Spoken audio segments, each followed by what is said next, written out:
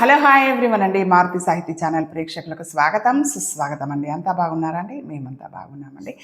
నిన్ననే మనము silly ఫీలో novel start చేశాక కదండి. నిన్నటి మొదటి భాగం అయిపోయింది. ఇవాళ రెండో భాగంలో ఏం జరగబోతుందో చూద్దామండి. అటో ఇటో నానా తంటాల పడి బుచ్చిబాబు వాళ్ళ మేనేజర్ దగ్గర సెలవు తీసుకొని బయలుదేరాడు కదండి. మధ్యలో లత ఏడుస్తుంటే చూడటము అంతవరకు అయింది కదా. ఈరోజు ఏం జరగబోతుందో చూద్దామండి. చాలా బాగుంటుందండి, మీరందరూ చూసి ఆనందించండి. సీత పగలబడి నవ్వింది. బుచ్చిబాబు ఆమె వంక తన్మయత్వంతో చూశాడు. అయితే మీ మేనేజర్ని అలా బురుడి కొట్టించావన్నమాట. త్వరగా వెళ్తానని అన్నందుకు అతను నిన్ను వింత వింత తిట్లేమీ తిట్టలేదు కదా అడిగింది సీత నవ్వాపుకుంటూ. బురుడి కొట్టించిన తర్వాత ఇంకా తిట్లేందుకు తిడతాడు? అయ్యయ్యో పాపం మీ నాయనమ్మకి బాలేదా, వెళ్ళిపో వెళ్ళిపో అన్నాడు. సీత చేతిని తన చేతిలోకి తీసుకుంటూ అన్నాడు బుచ్చిబాబు. థియేటర్ వచ్చేసింది అంటూ అతని చేతిలోంచి తన చెయ్యి లాగేసుకుంది సీత. ఆటో థియేటర్ ముందు ఆగింది. ఇద్దరు ఆటో దిగారు. బుచ్చిబాబు ఆటో డబ్బులు చెల్లించాక ఇద్దరు థియేటర్ కాంపౌండ్లోకి అడుగుపెట్టారు. సీత తలెత్తి చూసింది. సినిమాకి సంబంధించిన పెద్ద పెద్ద కటౌట్లు. సినిమా పేరు పెళ్ళాం పిచ్చిది ప్రేయసి చచ్చుది. సినిమా పేరు పెళ్ళాం పిచ్చిది ప్రేయసి చచ్చుది. సినిమా టైటిల్ చూస్తే ఇలాగుంది. ఏమైనా బాగుంటుందంటావా? సందేహంగా అడిగింది సీత. జనము పర్వాలేదనే అంటున్నారు. అయినా ఈ మధ్య అన్ని సినిమాలకి ఇలాంటి టైటిల్సే వస్తున్నాయి. పోనీ పక్క థియేటర్లో మా నాన్నే కదా ఇంత గోల చేసింది అని నాన్న మీద కంప్లైంట్ ఉన్న సినిమా ఉంది, చూద్దామా అని అన్నాడు. వద్దులే, దానికంటే ఇదే నయం అనుకుంటా. అవును కానీ ఆ హీరో కటౌట్కి అంతంత దండలు వేసేస్తారు. థియేటర్ వాళ్ళ ఈ సినిమా తీసిన వాళ్ళ ఎవరు అని అడిగింది సీత. ఇద్దరూ కాదు, ఆ దండలు వేసేది హీరో అభిమానులు. ఈ హీరో వీరాభిమానులకు ఉన్నారు కదా అన్నాడు. ఈ హీరోకు కూడా అభిమానులు ఉన్నారు కదా అన్నాడు బుచ్చిబాబు. ఇద్దరు టికెట్స్ కౌంటర్ దగ్గరికి వెళ్ళారు. బుచ్చిబాబు అటూ ఇటూ ఓసారి పరికించి చూశాడు. ఏంటి అడిగింది సీత. నాకు తెలిసిన వాళ్ళెవరైనా వచ్చారేమోనని మెల్లగా అంటూ టికెట్స్ తీసుకుంటున్నాడు. సీత బుచ్చిబాబు వంక చిరాకుగా చూసింది. అంత భయపడేవాడివి నీవు నన్ను సినిమాకు ఎందుకు తీసుకొచ్చావు అంది. బుచ్చిబాబు ఎంట్రన్స్ వైపు అడుగులు వేశాడు. అలా దొంగగా తిరగడం నాకేం నచ్చడం లేదు. హాస్టల్కి లేటుగా వెళ్ళినప్పుడు మా వార్డెను నన్ను ఎలాంటి చూపులు చూస్తుందో తెలుసా అంది సీత మళ్ళీ. బుచ్చిబాబు ఏం సమాధానం చెప్పలేదు. ఇద్దరు థియేటర్లోకి వెళ్ళి సీట్ నెంబర్ వెతుక్కొని కూర్చున్నారు. చెప్పు, మనిద్దరం ఎప్పుడు పెళ్లి చేసుకుందాం అడిగింది సీత బుచ్చిబాబు చేతిని తన చేతిలోకి తీసుకుంటూ. నాకు కాస్త టైం కావాలి. ఇంకా మా అమ్మా నాన్నలకు నీ విషయం చెప్పలేదు. వాళ్ళకి నీ గురించి చెప్పాలి. మన పెళ్లికి ఒప్పించాలి అన్నాడు బుచ్చిబాబు తన రెండో చేతిని ఆమె చేతి మీద వేస్తూ. అప్పటికి మనిద్దరము ముసలి ఒగ్గులం అయిపోతాం. తన చేతిని వెనక్కి లాగేసుకుంటూ చిరు కోపంతో అంది సీత. బుచ్చిబాబు ఏమీ అనలేదు. అప్పుడే లైట్స్ గుప్పున ఆరిపోయాయి. నీతో సినిమాలకి షికార్లకి రావడం మానేస్తా, అప్పుడు నీకు తిక్క కుదురుతుంది మళ్ళీ సీతనే అంది. ప్లీజ్ సీత, కోపగించుకోకు. త్వరలో నిన్ను నా దాన్ని చేసుకుంటాగా. ప్లీజ్ నవ్వవు. సీత గడ్డాన్ని పట్టుకున్నాడు బుచ్చిబాబు. నవ్వాలి సీత. ఏది? నేను నవ్వుతూనే ఉన్నాను. ఈ చీకట్లో నీకు కనిపించి చస్తే కదా అంది సీత. అడ్వర్టైజ్మెంట్స్ మొదలై అవి అయిపోయి సినిమా స్టార్ట్ అయింది. కథ చాలా పాతదే. ఒక హీరో, ఇద్దరు హీరోయిన్లు. పాపం హీరో ఒక పక్క పెళ్ళాము, మరో పక్క ప్రేయసి ఇద్దరి మధ్య నలిగిపోతూ ఇద్దరితోనూ సంబరంగా చంకలు గుద్దుకుంటూ స్టెప్పులు వేస్తూ డ్యూయట్లు పాడేస్తున్నాడు. ఆ హీరో అభిమానులు పాటకి ఈలలు వేస్తూ సీట్లోంచి లేస్తూ చిందులు వేస్తూ తెర మీద చిత్తు కాగితాలు వేస్తున్నారు. ఇదేం అభిమానం? హీరో అంటే ఇష్టమైతే తెర మీదకి పూలు విసిరాలి కానీ ఇలా చిత్తు కాగితాలు విసరడం ఏంటి ఆశ్చర్యంగా అడిగింది సీత. బుచ్చిబాబు నవ్వుతూ నో కామెంట్ అన్నాడు. ఓ 30 గంట గడిచింది. దీక్షగా సినిమా చూస్తున్న సీత భుజం మీద చేయి పడింది. సీత పక్కకు తిరిగి బుచ్చిబాబు వంక చూసి నవ్వింది. బుచ్చిబాబు కూడా నవ్వి మళ్ళీ తెరవైపు మొహం తిప్పాడు. సీత భుజం మీద నుండి పైకి జరిగి ఆమె చింపల్ని నిమిరింది ఆ చెయ్యి. ఇలాంటి పనులు చేయడానికి మాత్రం భయం లేదు మనసులోనే అనుకుని ముసిముసిగా నవ్వుకుంది సీత. కొన్ని క్షణాలు గడిచిన తర్వాత ఆ చెయ్యి క్రిందికి జరిగి సీత కంఠాన్ని నిమిరింది. ఆ తర్వాత మెల్లగా ఇంకా క్రిందికి జరగసాగింది. Buchibabu, this is too much అంటూ క్రిందికి జరుగుతున్న చేతిని చటుక్కున పట్టుకుని కెవ్వున అరిచింది సీత. అది బుచ్చిబాబు చెయ్యి కాదు. సీతకి ఇటుపక్కన కూర్చున్నవాడు సర్దుకొని కూర్చున్నాడు ఆ చెయ్యి లాక్కుని. ఏంటి, ఏమైంది? సీత మీదకి వంగుతూ అడిగాడు బుచ్చిబాబు. నా పక్కన కూర్చున్నవాడు నా మీద చెయ్యేశాడు. అది నీ చెయ్యి అనుకున్నాను. అయినా అది నీ చెయ్యి కాదని చెప్పకుండా బెల్లం కొట్టిన రాయిలా కూర్చుంటామే విసుక్కుంది సీత బుచ్చిబాబుతో. బాగానే ఉంది, ఎవడో చీకట్లా నీ మీద చేస్తే అది నీకు తెలియాలి కానీ నాకెలా తెలుస్తుంది సిల్లీగా? బుచ్చిబాబు కూడా సీత చెవిలో అన్నాడు. సరే, కాస్త ఇటు జరిగి కూర్చో అంటూ సీత భుజం చుట్టూ చెయ్యి వేశాడు బుచ్చిబాబు. మరో 5 నిమిషాలు గడిచాయి. వెనుక వరుసలో ఉన్న వాళ్లలో ఎవడో కాలితో సీత వెనుక భాగాన్ని నొక్కడం మొదలుపెట్టాడు. సీత సీట్లోంచి చివాలున లేచింది. ఏంటి, ఏమైంది అడిగాడు బుచ్చిబాబు సీట్లో కూర్చొనే. మనం పోదాం బుచ్చిబాబు. బుచ్చిబాబు సమాధానం కోసం చూడకుండానే బయటికి పరుగు తీసింది సీత. బుచ్చిబాబు ఆమెని అనుసరించాడు. ఏంటి డియర్, ఏమైంది అడిగాడు బుచ్చిబాబు.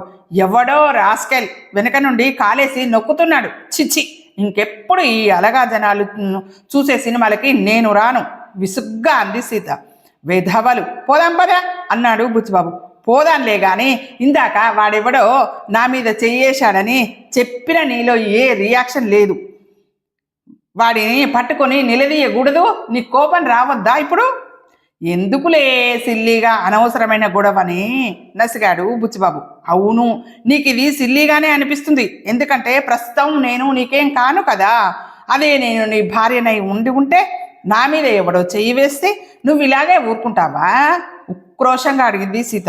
అలా అడుగుతున్నప్పుడు ఆమె కళ్ళల్లో నీళ్లు ఉబ్బికాయి. బుచ్చిబాబుకి పౌరుషం వచ్చింది.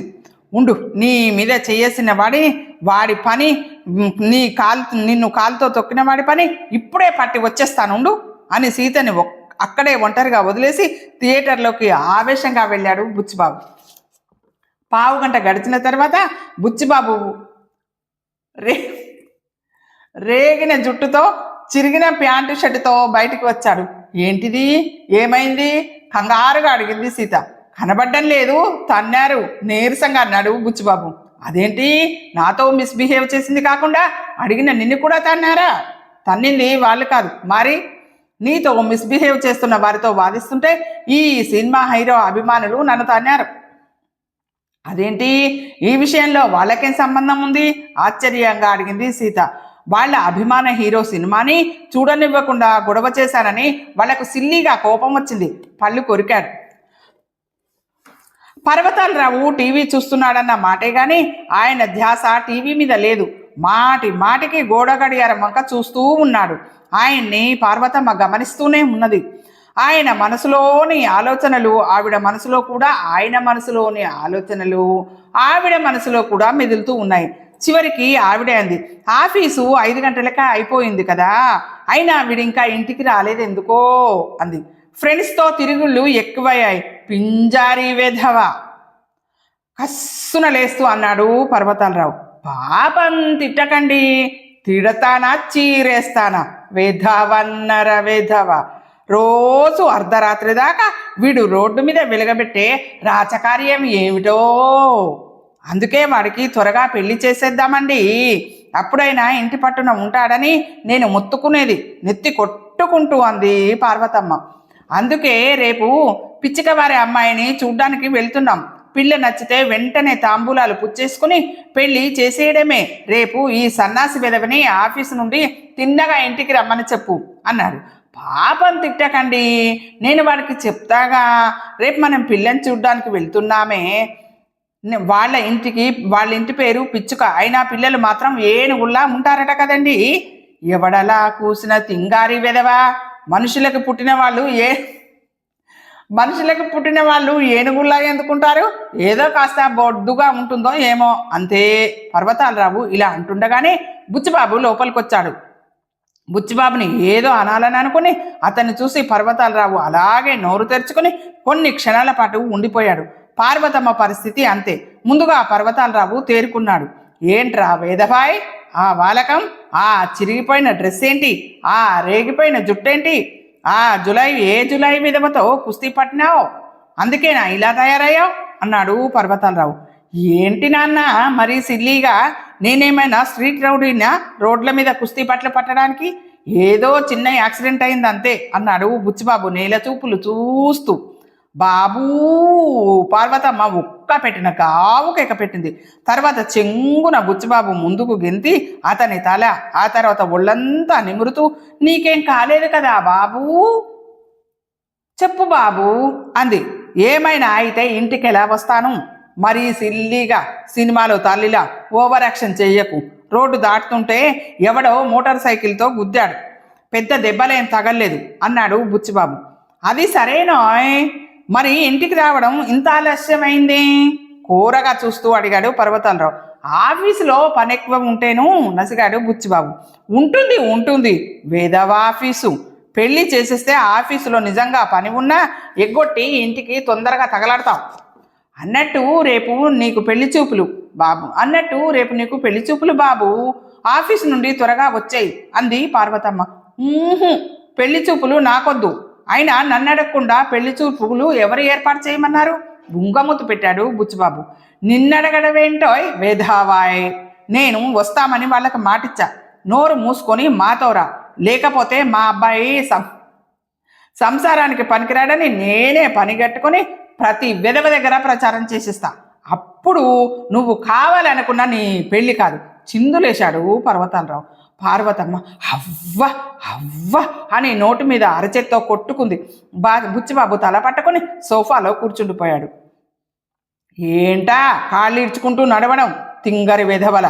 అదిగో ఆ వచ్చేదే పిచ్చికబారి ఇల్లు. నువ్వు ఇలా కాళ్ళు ఇడ్చుకుంటూ రావడం చూస్తే నీకు ఇక్కడికి రావడం ఇష్టం లేదని వాళ్ళు అనుకుంటారు ధుమధుమలాడుతూ అన్నాడు పర్వతాలరావు బుచ్చిబాబుతో. వాళ్ళు అనుకునేదేంటి సిల్లిగా, నాకు నిజంగానే ఇష్టం లేదు ఇక్కడికి రావడం నసుగుతూ అన్నాడు బుచ్చిబాబు. నువ్విలా అతిగా బాగావంటే నీ నోరు నొక్కుతా సన్నాసెదవా. చిట్టకండి పాపం. ఒరే, నువ్వు ఎందుకురా ఆయన్ని అనవసరంగా రెచ్చగొడతావు అంది పార్వతమ్మ.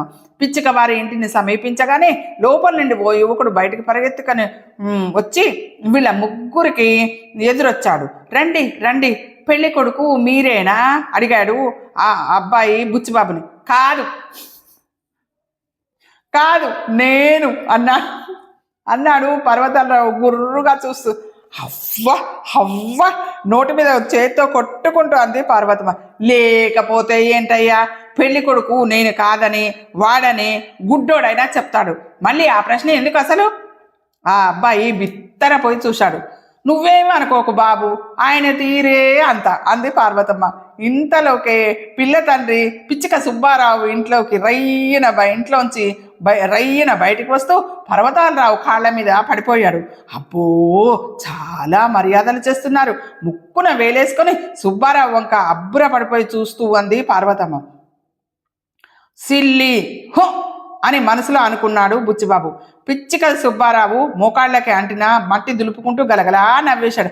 అబ్బే, అదేం కాదమ్మా, హడావుడిలో గుమ్మం కొట్టుకుని బోర్లా పడిపోయా, అంతే అన్నాడు. మీరు నిజంగా కాళ్ళ మీద పడ్డారని అనుకోవడానికి నేనేం వెర్రి వెదవని కాను బావగారు నవ్వుతూ అన్నాడు పర్వతాలరావు. అది నిజమేననుకోండి, లోపలికి రండి బావగారు అంటూ లోపలికి దారితీశాడు సుబ్బారావు. వాళ్ళు అతనిని అనుసరిస్తూ లోపలికి వెళ్ళారు. కూర్చోండి బావగారు, కూర్చోండి అమ్మా, కూర్చో బాబు హడావిడిగా చిందులేస్తూ వాళ్లతో అన్నాడు పిచ్చిక సుబ్బారావు. వాళ్లకు అక్కడున్న సోఫాల్లో కూర్చున్నారు వాళ్ళు ముగ్గురు. ఏమేయో సుబ్బారావు లోపలికి చూస్తూ అరిచాడు. అతను అలా అరవగానే అతని భార్య, 2 కొడుకులు బయటికి వచ్చారు. ఈమె నా భార్య అండి బావగారు, పిచ్చిక మహాలక్ష్మి. వీడు నా పెద్ద కొడుకు పిచ్చిక రమేష్, వీడు నా చిన్న కొడుకు పిచ్చిక సురేష్. వాళ్ళని పరిచయం చేయసాగాడు. వాళ్ళంతా ప్రతి నమస్కారాలు చేసుకున్నారు. మీరు ప్రతిసారి పిచ్చిక అనే మీ ఇంటి పేరు చెప్పనక్కర్లేదులేండి. ఒట్టి పేరు చెప్తే చాలు అన్నాడు పర్వతాలరావు. బావగారు భలే జోకులేస్తారు అంటూ భళ్ళున నవ్వాడు పిచ్చుక సుబ్బారావు. అతని భార్య సుపుత్రులు గొల్లున నవ్వారు.